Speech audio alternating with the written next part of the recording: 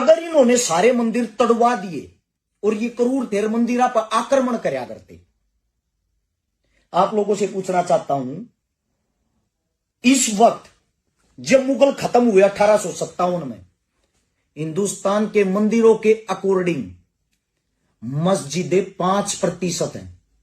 5% थी 1857 में मुगल गए जब। इस हिसाब से मंदिर तो 1% होने चाहिए थे, 99% तो मस्जिदें होनी चाहिए थी। फिर मंदिर कैसे थे? अब आप जहां देखते हो हर जगह जहां भी जाओगे हजारों साल पुराना मंदिर मिला। कहां से आ जाते भाई ये मंदिर?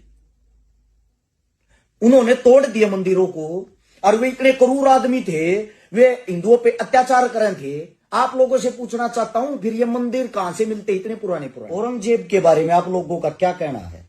क्या सोचते हो?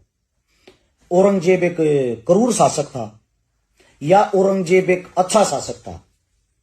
सबसे पहली बात, एक मूवी आई है छावा, जिसमें लोग आजकल देखने लग रहे हैं, और देखने के बाद उनके अंदर की आत्मा जाग गया है।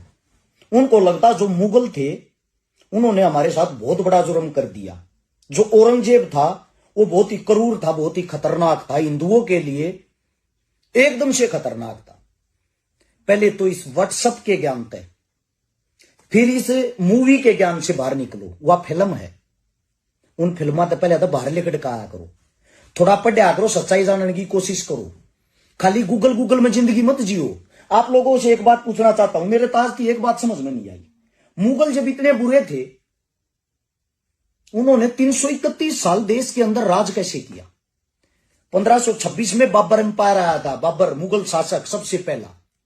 1526 से लेकर 1857 तक हमारे देश में मुगल रहे 331 साल।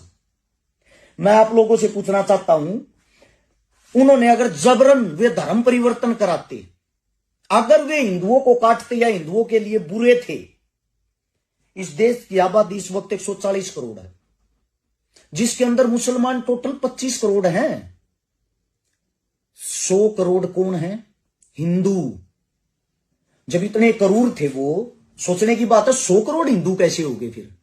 अब इससे अगली बात आती है, अगर इन्होंने सारे मंदिर तड़वा दिए और ये क्रूर थे मंदिर पर आक्रमण करया करते, आप लोगों से पूछना चाहता हूं, इस वक्त जब मुगल खत्म हुए 1857 में, हिंदुस्तान के मंदिरों के अकॉर्डिंग मस्जिदें 5% हैं। 5% थी 1857 में मुगल गए जब। इस हिसाब से मंदिर तो 1% होने चाहिए थे, 99% तो मस्जिदें होनी चाहिए थी। फिर मंदिर कैसे थे?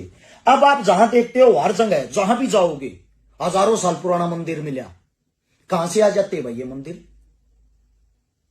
उन्होंने तोड़ दिए मंदिरों को, और वे इतने क्रूर आदमी थे, वे हिंदुओं पे अत्याचार कर रहे थे। आप लोगों से पूछना चाहता हूं, फिर ये मंदिर कहां से मिलते इतने पुराने?